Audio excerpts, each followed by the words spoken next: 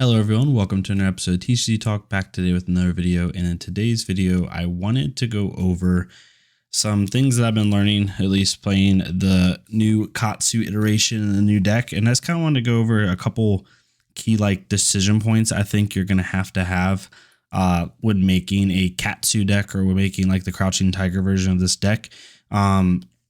And just kind of talk through my experiences and what's going on. So this is the deck list that I shared on my deck tech that you can check out a couple videos back.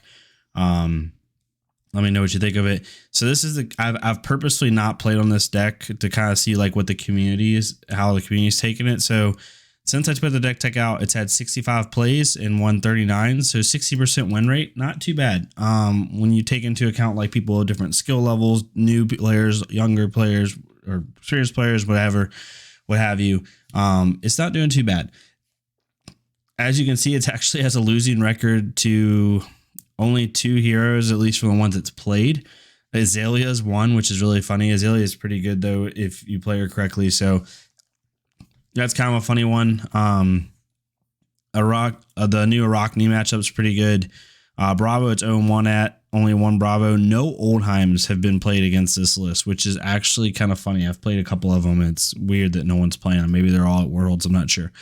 Dash, it's destroying, at least when it sees. Katsu in the mirror, it's 3-5. So negative, but by 1 game. And then Rhinar here, doing pretty good. 2-0 against Icelander. So kind of gives you a small sample size. What I thought was kind of cool was, 2-0 against Phi.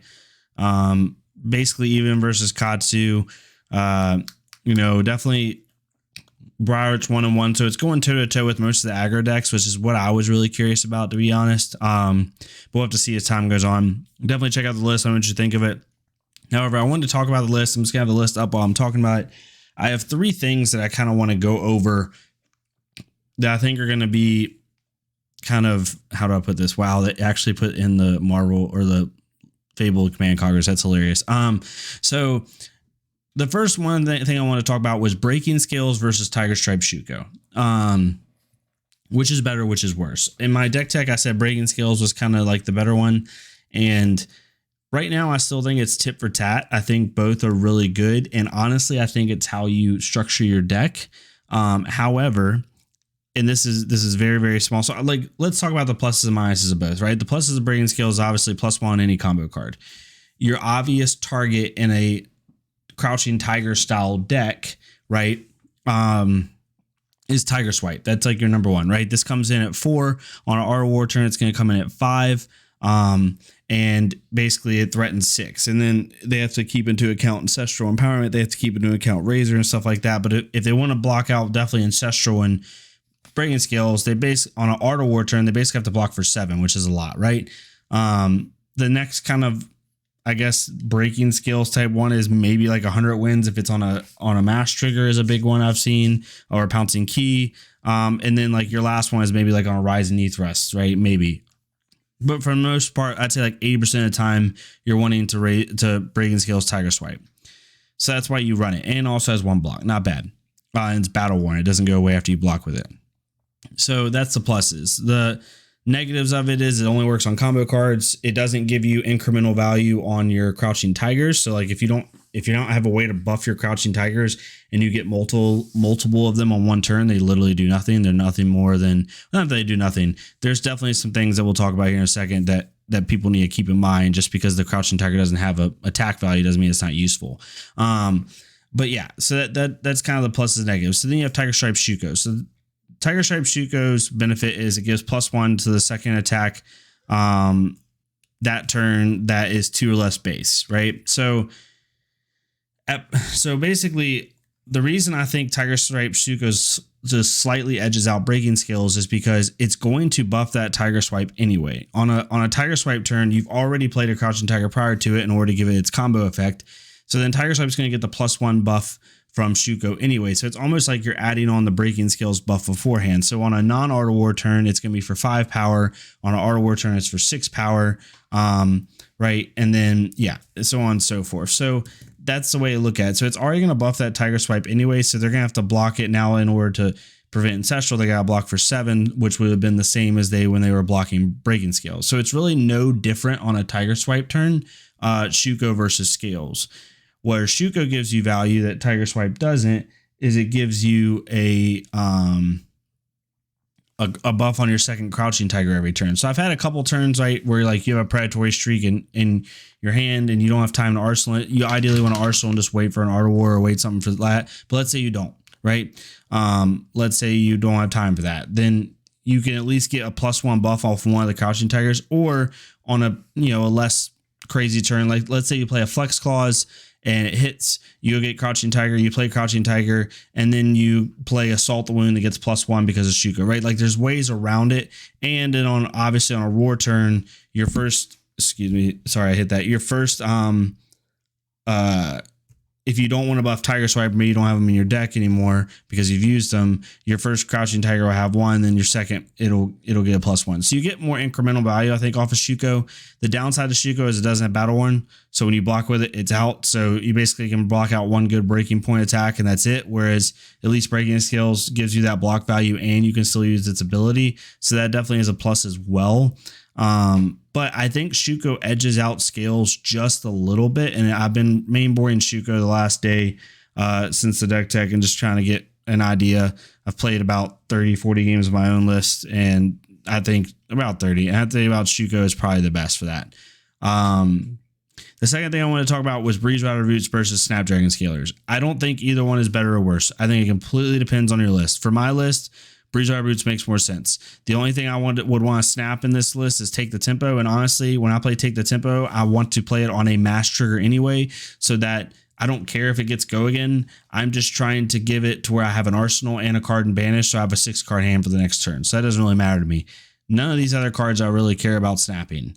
I use Breeze Rider Boots because on long Roar turns and Art of War turns, what Breeze Rider Boots allows you to do is it allows you to be more flexible with your play lines and be able to do more things with it, right?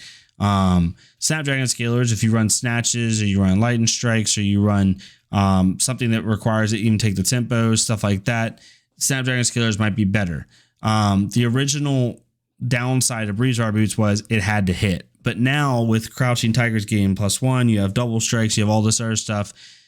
You hit a lot easier now than you used to. Your cards will always hit, really, unless you're playing like a warrior deck or against an Oldhim or something like that. So it's really not that hard to make them hit and then be able to pop Breeze. So it all depends. Like, I don't think either one's better or worse. It really depends on your list. Just make sure that you tailor your list around those boots because it's very, very important. The second one is ratios, right? So if I go to my list really fast, just because it's a little bit different, it helps me be able to talk about it more. In my list, like I'm trying to even bigger than that. I'm trying to have fun with it, but we have stuff like Ki Unleashed. We have Rising Knee Thrust. We have Tiger Swipes, which I run a 3 of right now. You need to make sure that you're still running your ratios right. Like, don't get too crazy with these Ki Unleashed and run 3 of them. I don't think you need to. Make sure you run 2. Treat Ki Unleashed like you do Rise Knee Thrust and only run 2. Even Pouncing Ki, you can make an argument to only run the 2 of them. And what it does is, if you run 2 Ki Unleashed and 2 Pouncing Keys, right, and only 2 Rise Knee Thrusts, if you run, or like Whelming Gust Wave or something like that, like it'll allow you to open up for other cards in your deck and be a little bit more efficient maybe with what you're running, right? So that's another thing to keep in mind. Just make sure that your ratios are right. Like, don't lose on your ratios because you decided to try to get greedy with some of the new cards. It's okay to have fun with the new cards. Just be careful on that. And the last thing I want to talk about is other combo cards with these new Crouching Tiger cards. Like, what should you do? Should you run a straight Crouching Tiger list, no other combo lines? I don't think so. I don't think the deck's quite powerful enough without that. Like, I don't think it quite has enough weapons or threats without another combo line, and I just don't think you're versatile enough. I tried the Surging Strike line a little bit. I tried the Leg Tap line a little bit. I think those are the 2 best lines, obviously. I think that Leg Tap is the best for consistency because you're already getting really wide chains. You're starved for resources sometimes. The only thing that could be better is maybe the only thing that could make it better is like also having like combo lines that are more efficient, right? So like being able to play Leg Tap and a Rise Knee Thrust into like, I don't know, you know, a double strike or something like that and be able to have really long chains. Whereas Surging Strike, Whelming Gust Wave, it just takes that surging line because you want to run everything, Maginshi and Lure to Wind, takes up a lot of your deck, right? Like just the Surging Strike alone, if you run like normal ratios, is 3 Surging Strikes, 3 Whelming Gust Waves, 2 Maginshis, and 3 Lure to Winds, right? You're now running 11 out of 60 of your cards are that, and stuff like Art of War and stuff like when I put Art of War in the deck, that it doesn't really go well with Surging Strike personally. It makes it kind of clunky. And so that's why I don't do that. As far as like the Soul Beat Strike line or the Torrent Tempo line, you could try those. They're just not as consistent. I think that the Leg Tap line fits really well in a Tiger build because it's the most consistent line you can possibly run alongside of it and just really maximizes your damage per turn. I showed a screenshot in the Discord today that, or the Discord down below if you want to check it out. Like over the course of a couple games, I was averaging about 15 damage a turn with this Katsu build. So it's getting pretty nuts. I've messed with even bigger than that in my other build just to try to give like random stuff go again, like a combo card or something like that, and be able to have a little bit more draw power. It just kind of depends. I'm really messing around, having fun with the builds. But yeah, super simple video. Just kind of wanted to give a couple things to think about as you build your Katsu list. Really just try to go. I think these combo lines may make some people inadvertently not as good because they're trying to be different things. Just make sure you're keeping the one consistent thought line when you build these decks, and kind of go from there. But hopefully you enjoyed this. Hopefully it made sense. If you like this, please leave a like, comment, or subscribe. If not me, it's fine. Go to our Flesh Spread career, leave a like, comment, subscribe on their stuff so we can get more people seeing this game. Join the Discord down below if you want, whether you're a Ninja player or not, doesn't matter.